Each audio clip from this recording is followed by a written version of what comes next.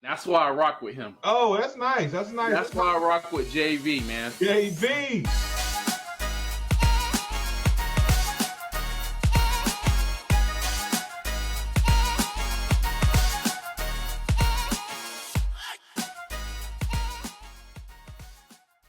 NFL draft season officially hit, and we finally got that boost of energy we needed from the NFL. So we're here to wrap things up, talk about what happened in the NFL draft, go through our rounds, and pick out our favorite draft winners from this year's NFL draft. So without further ado, you know what it is.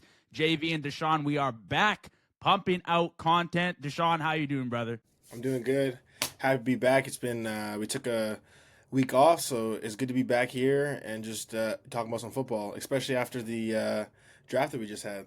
Yeah, short leave of absence because we got that NFL dry period. But without further ado, we're going to hop right into things because we all know, Patriots fan, we got to kick things off with you. I want to hear your thoughts on the Patriots draft this year. I have my own opinions, and I think we might align here. So what do you think?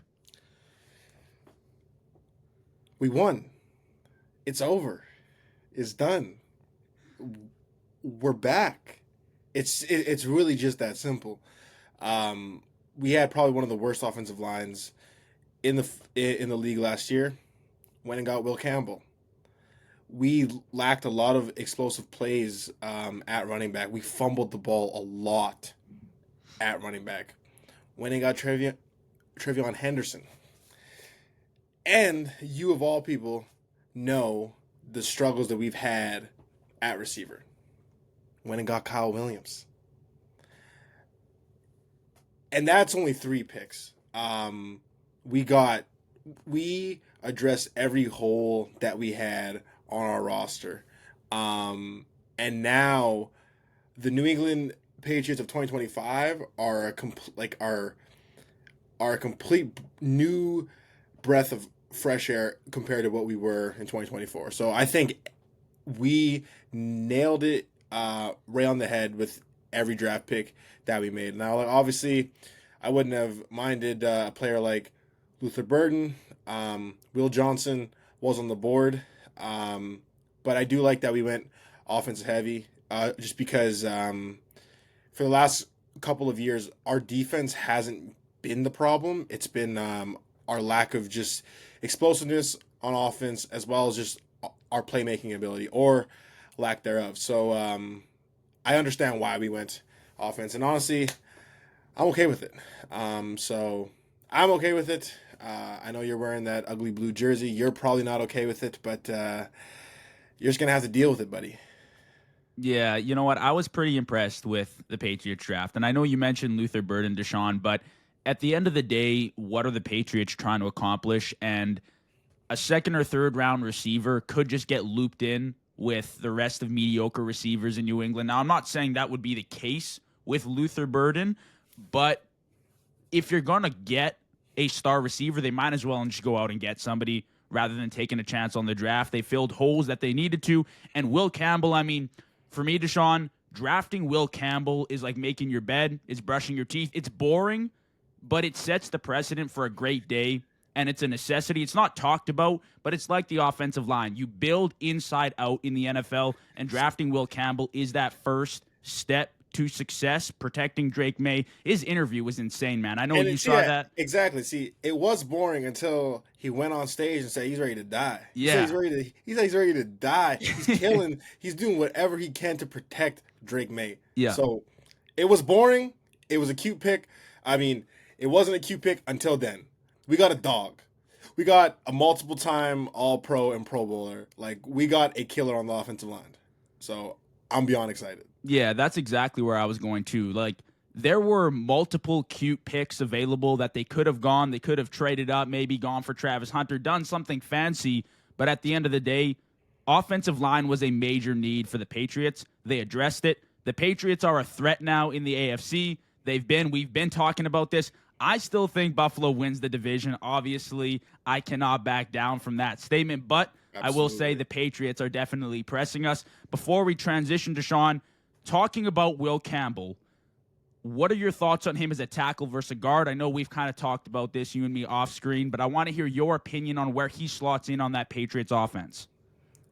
I think it's going to be I think his more natural position in the NFL is probably going to be at guard just because of his size. But I think it's going to be more so of we don't have a left tackle and we need a left tackle. So I think until we do have that address, I think he'll play outside more. But let's get this straight, okay? Like, there's all this whole talk about arms too short, right? He played in the SEC, okay?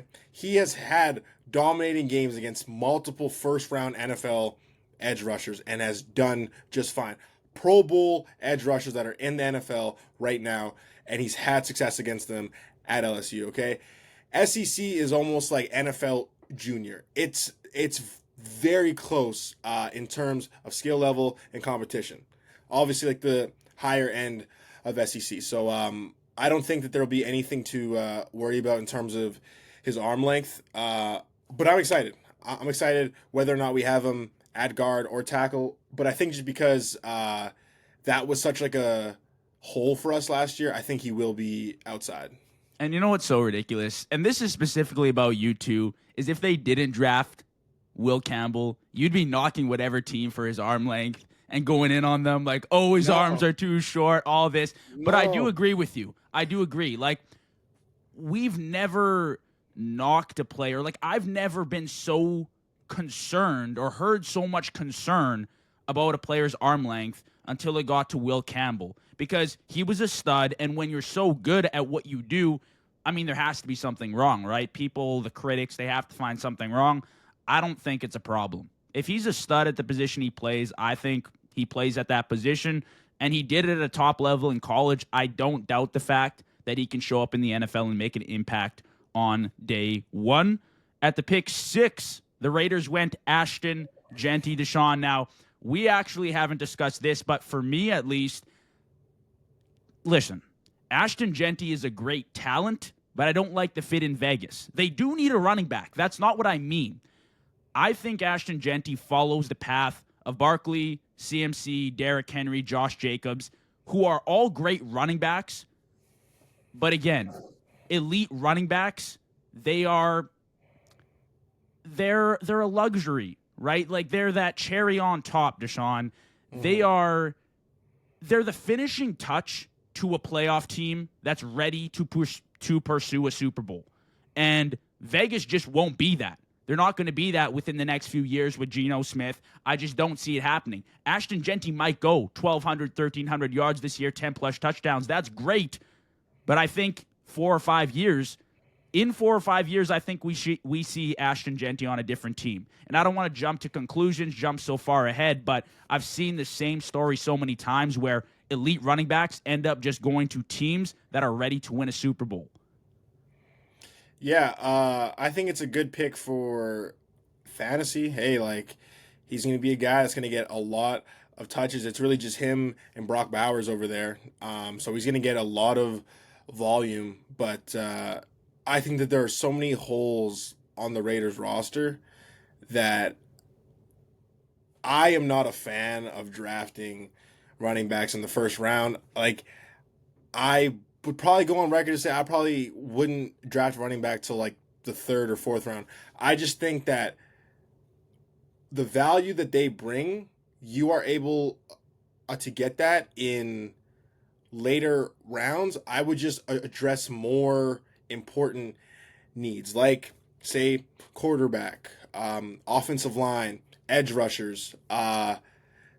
These are things that the Raiders need, like, outside of Max Crosby, right? And Geno Smith is not like the answer. And like the offensive line is subpar. And like the issue with now you go and get Ashton Jeanty and he's going to play behind a subpar offensive line. It's going to be okay here, Ashton Jeanty, be generational, fix this. We literally seen what that looked like in New York for the past 5 years. Saquon is probably one of the best football players ever, just in terms of just raw skill and talent. And all he did was just get hurt. Get hurt and just have subpar seasons. Not because he's not good at football, but there's only so much a running back's able to do when the 5 guys that are in front of him aren't blocking. So until then, wasting it on a draft pick, wasting a 6th overall draft pick on a running back for me is just not a smart move. But again, the Raiders are a franchise that just keep going in this like circle of just nothingness, and this is very on brand for why they are where they are. Right. And, back to this Saquon Barkley thing, Deshaun. Barkley had one of those generational seasons that you only see once in a while, right? But at the same time, I think Saquon Barkley's performance this year distorted our view on the importance of a running back, and that recency bias is carrying forward now. People think automatically you need an elite running back now to win a Super Bowl, when statistically that just hasn't been the case. It's proven. And if you think about it, with the exception of this most recent year, the last time that a top 5 running back won the Super Bowl was in 2013, Marshawn Lynch. Yeah. If you go back even further than that, you're talking about the Rams with Marshall Faulk in 2000. Like, having a top 5 running back is great, obviously. Having a top 5 at any position is awesome. But it is not a necessity at all at running back to win a Super Bowl. And it's been shown time and time again, because it's a position that you can replace the value. Obviously, Christian McCaffrey is a phenomenal running back, one of the best running backs of all time. When he got hurt, not to say that they were at the same level as him, but the running backs in San Francisco, there was not that much of a drop off in production. So now I'm faced with the question of, do I invest $15 million into a running back when I can get this running back in the 6th round for $700,000? Why would I do that if I'm a GM? Yep. That's so hard to debate, though. But how do you even debate that? And the same thing is, everyone wants to say, okay, Saquon Barkley had a phenomenal season. Absolutely. Not every running back is going to have a top 5 receiver, a top 15 receiver, the best offensive line, a top 10 quarterback. Like, that is a situation that's not even just rare in today's NFL. That's just rare in NFL history. Yeah. Now, obviously, Saquon Barkley is amazing, phenomenal, but he is also in one of the best situations ever. Like, how they have it in Philadelphia is you either load the box and try to stop Saquon and then you lose on the outside, or you go and put blanket coverage outside and then Saquon just goes and tears you apart. So it's really just pick your poison. And so, absolutely, if you have an offense that is structured like that and you are running back away, go and get a running back. But to start off, a running back cannot be your foundation. Yeah. He's the roof. He's not a foundation of a building at all. And if you try to do that, it will fall down every single time. Well, how many examples did I list? All these elite running backs have gone to new teams. And people are also confusing. I'm not saying to not get an elite running back. If you have the opportunity and you're in a spot to do so, go, because it can help you win a Super Bowl. People are also confusing a good run game with an elite running back. You need a good run game to establish a passing game to get your offense moving. But that doesn't necessarily always require Saquon Barkley or CMC. A lot of elite run games, and most of them, start with the offensive line, like we're talking about, Deshaun. And if you don't have that, you really need a generational talent to make things work back there, like CMC was in Carolina. So, Ashton Jeanty, look, I'm sure Vegas is happy, and maybe he'll improve that running game. He probably will, because it's been horrid for a while. But as far as Super Bowl or even deep playoff hopes go, I don't ever see it happening with Ashton Jeanty. I think he eventually moves off that team. Now, Deshaun, a big topic, obviously, was the draft capital stock fall of Shadur Sanders. I mean, it was insane. We're talking a top 3 projected pick, top 5 projected pick, and he just tanked all the way down to round 5, pick 144 by the Cleveland Browns, who actually drafted a quarterback, Dylan Gabriel, first earlier in the draft. I want to hear your thoughts on Shedeur. There are mixed opinions, and I released a video yesterday talking about it that, look, it doesn't really matter what round you go in. Everyone's going to go into Cam. Shedeur and Dylan Gabriel are going to have equal opportunity now to show what they got in a lackluster quarterback room in Cleveland. I just want to know what you think about Shedeur moving forward. Is Shedeur Sanders the starter for Cleveland halfway through next year? Yeah, I was not big on Shedeur going into the draft. I thought he was very limited in a lot of aspects. I didn't think he moved that well in the pocket. I thought his arm strength left a lot to be desired. But with that said, this was all under the impression that he was going to go within the top 5 picks, maybe even the top 20. Round 5 is just beyond disrespectful. Yeah. Like that is, we're obviously not going to go too political, but there are definitely reasons that are beyond football.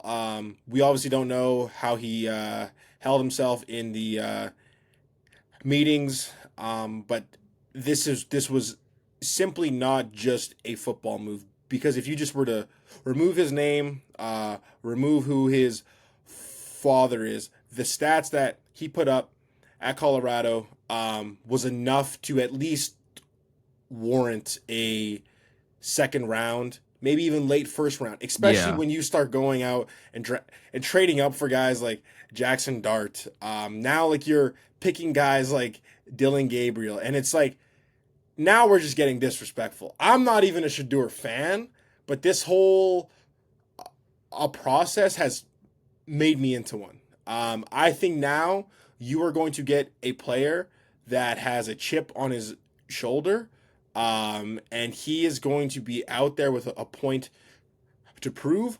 Lucky for him, his competition is literally garbage cans. He has Joe Flacco. He sucks. Deshaun Watson probably will never play a game in Cleveland again. You have Kenny Pickett, way too small of hands. He sucks.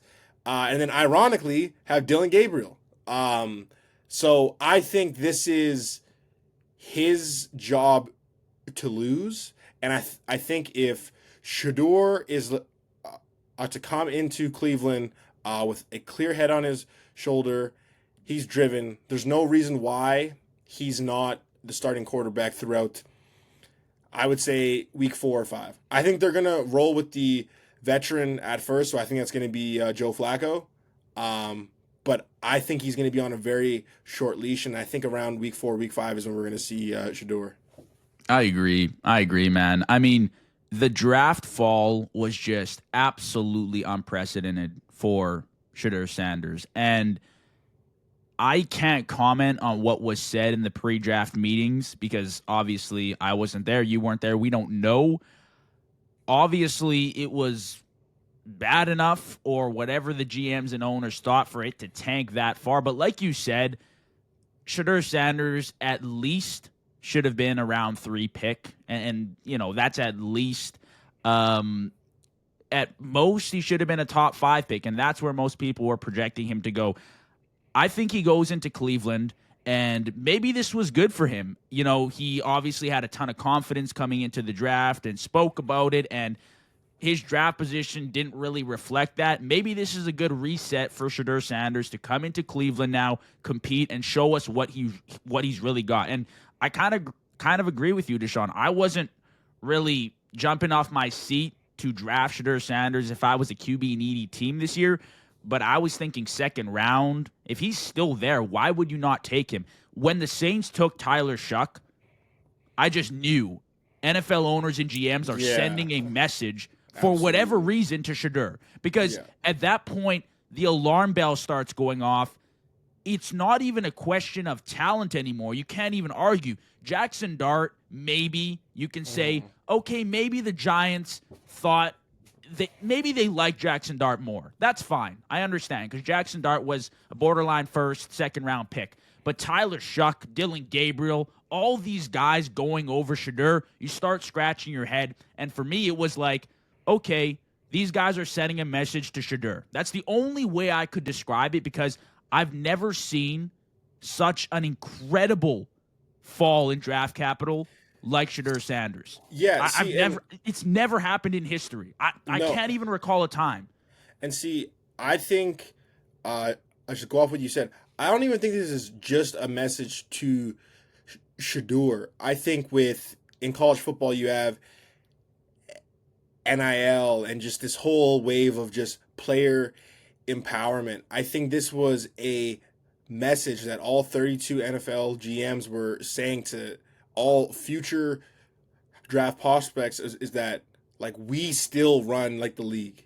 And if you are not going to fit into the expectations that we have, like, you're not going to have success in the National Football League. And I think this was a message to every upcoming a draft prospect that either you fit in or you don't. And I think they unfortunately had to make like an example out of Shedeur. But exactly like you said, at the end of the day, where you get drafted ultimately at camp does not matter because eventually you have to strap up the helmet and you have to play football. And I just don't think any of the quarterbacks in Cleveland right now are better than Shedeur.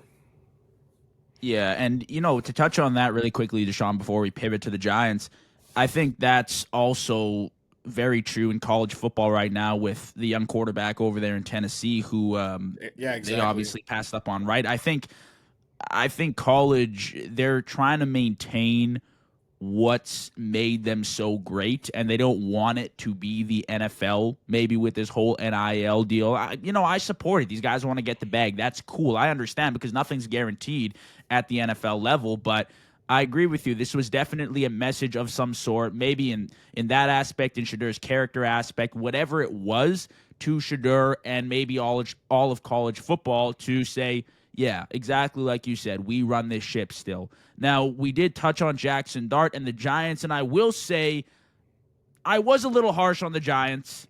I did not love the Jackson Dart pick, but they had a decent draft. I think they had a really good draft besides the Jackson Dart pick, to be honest with you. I think the Giants have taken very positive steps forward. I like what the Giants are doing. This is the most positive I've felt about this franchise in a very long time. Now, this isn't to say that I think they'll be anything more than a 7 or 8 win team this year, and that's at max. But when you do look at that defense, Abdul Carter was a gift handed to them. Paulson Adebo, sticky man-to-man corner. Javon Holland, great addition to the secondary. That defensive line is magnificent. Top 3 in the league, and that's really where things start on the defense. Offensively, Malik Neighbors, how do you not like that guy? Could be a top 10 receiver in the league at some point in the near future. And Tyrone Tracy and Cam Scadaboo will be a really good 1-2 punch for the Giants.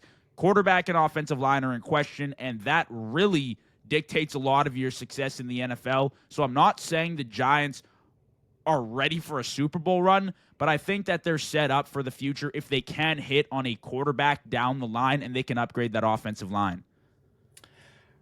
The Giants,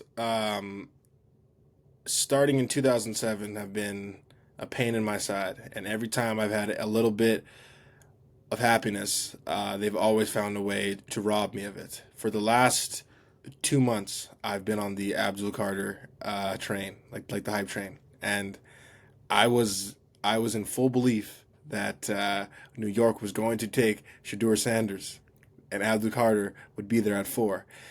And just like every single time in my life when it comes to the Giants, they just go and have to do something stupid. But for them, it was a great pick. I think, unfortunately, they might be a dark horse in the NFC. Yeah. That defense, because at the end of the day, no matter how bad of an offense you have, if the opposing team, 1, is not able to sustain long drives, or 2, does not it's not able to sustain long drives and then move like the field. So like you're always playing in negative field. It's going to be hard for teams to beat the Giants. I don't even think they have a top 3 defense. I think they have the best defensive line in football. Those 3 are arguably all pro caliber players. Abdul Carter is a rookie, but that's the expectation that I have for him. Obviously, you have Brian Burns and Dexter Lawrence, 2 phenomenal players, both in the run game and in the pass game. And then, again, they have been doing a great job on adding really great players in the secondary, in Javon Holland. I like them. Offensively, Russell Wilson, I think he still has a little bit in the tank. I don't know how much. I think he still has a little bit. Malik Neighbors is phenomenal. Yeah, he's a dog. I wouldn't be surprised if he takes the jump to now be in top 5. He is really good, and he was really good really fast. And I think to have a whole year of being in the offensive system, just kind of learning everybody, learning how to work in the NFL, I really think that this is a year that he can take a jump to really be that superstar that he is destined to be. And then you even got guys just like Wan'Dale Robinson, Darius Slayton.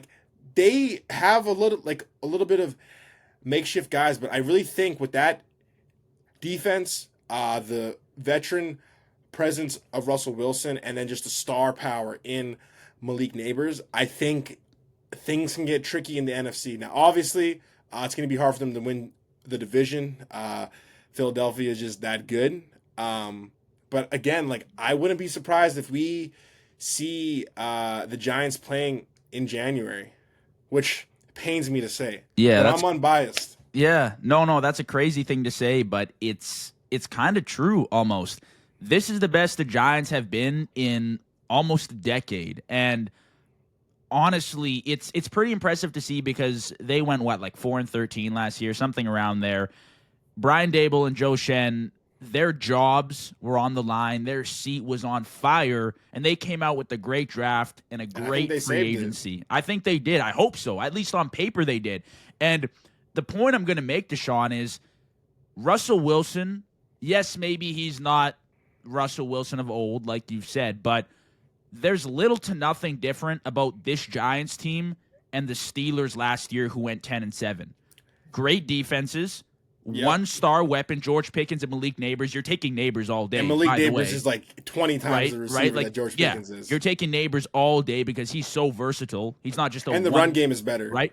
And the run game is better. They have Scadaboo and Tyrone Tracy, a really good 1-2 punch. The offensive line in Pittsburgh last year was bad. So is the Giants, and you have the same guy at quarterback. So all I'm going to say, Giants fans have something to root for moving forward. They're going to need to find a long-term solution at quarterback. I don't know if that's Jackson Dart, if they can fully rely on him. But as far as this season goes, I'm setting a floor at least 5 or 6 wins, and I'm projecting above that. Like I said, maybe 7, 8, even 9 wins, maybe sneak into a wild card. You think so? 11. I think 11. I mean, 11 would – you're probably shooting 10 or 11 to make the playoffs. It really depends how everything goes. If they're because I think they sweep the Cowboys. I think they split with the Commanders, and then I think they probably split with Philadelphia. Now, obviously, I don't know the rest of their schedule, but that's 4 wins right there. I could totally see them winning 7 other games. I'm just concerned about their protection. That's really all it is for me. Because Russ is like your plug and play veteran.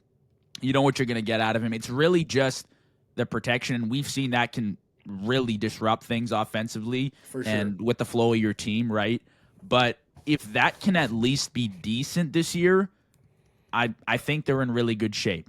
I really do. And like you said to Shawn, maybe top 3 was being a little bit too low on that defensive line. They're very, very good. And It is obviously, disgusting. Yes. yeah, I had an asterisk beside Malik's name too as a top 10 receiver just because it was a rookie season. But he's got a legit quarterback now. He's going to end up there at the end of this year. His talent is just No more Tommy DeVito. off the charts. You know what I mean? So they got 3 quarterbacks. They'll figure it out. The last team I wanted to touch on here, Deshaun, really quickly, and you had actually brought them up in a previous episode talking about maybe a dark horse moving forward, but the Atlanta Falcons are draft winners for me.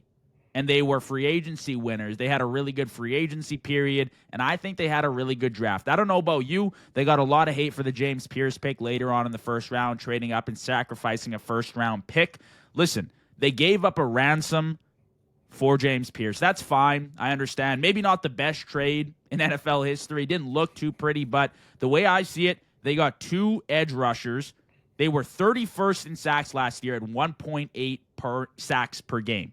They got 2 elite edge rushers that will contribute and help to that number. They bolstered up that defense, and they have weapons all over the offense. They don't need a quarterback next year. They got Michael Penix, Bijan, Kyle Pitts, Drake London. They have other supplemental weapons as far as receivers go. Great offensive line. Defense is looking a lot better. I think the Falcons, again, they'll play with the Giants. They'll play with the Cardinals. They'll play in that wild card spot this year, I think. I think they look really good. Yeah, this is the thing when you have a quarterback on a rookie deal. You just have to do everything you can to just try to win now. They think Michael Penix is their guy, and you have like the weapons. You got Bijan, Drake London, and Kyle Pitts. I still believe in Kyle Pitts. The offensive line is decent. You have a pretty solid defense that just got more solid. And I think the biggest thing for me is that division is wide open. Yes. I think the Saints are terrible, and they're only getting worse.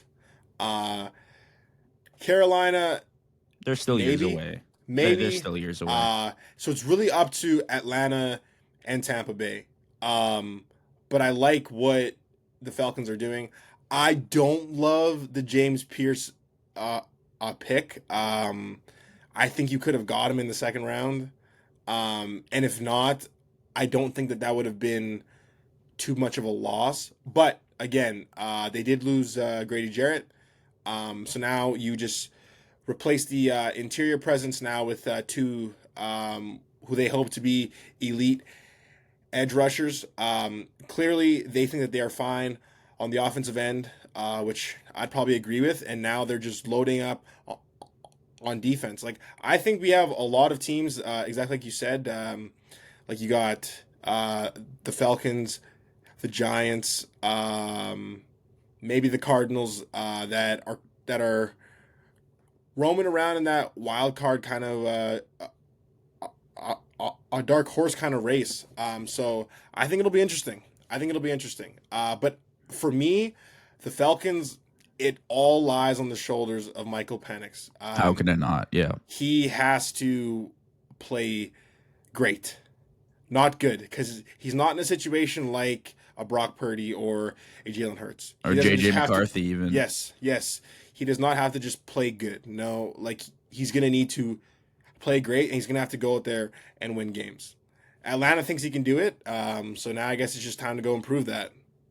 You know what? He was doing it at a high level to end the season, too. That Commanders game was really good. I forget if they won that, but it was evident that Michael Penix was ready to play in the NFL by the end of the season, and Kirk O'Change just was wrapped up. They need to figure out what's going on with that contract, too. But even with that, right, when that opens up, the sky's the limit for this team, and I really do like where they are going. Jalen Walker and James Pierce in the first round, they solidified their edge rushers on that defensive line. They want to get pressure to the quarterback. They picked up Kobe Bryant, who was an undrafted free agent that should have been drafted. They are doing all the right things, and I think on paper at least, and from what I saw last year, they're set to maybe flirt with that wild card. And the Bucs, I mean, they're always good, and we've praised Baker so much, but you can always count on them to go like 9-8 or 10-7. Like it happens every single year. So for the Falcons, that might just be a divisional round game that you win, and that gives you the tiebreaker, whatever it is, when it comes down to the wild card. But I could see it, especially with divisional winners, and maybe they even get a home game in the playoffs. But that was our draft recap episode. So much to go over, but we hopefully touched on a few teams that you guys watch. We appreciate you rocking with us, Deshaun. Thanks for joining, brother. I appreciate it. Absolutely. I appreciate it.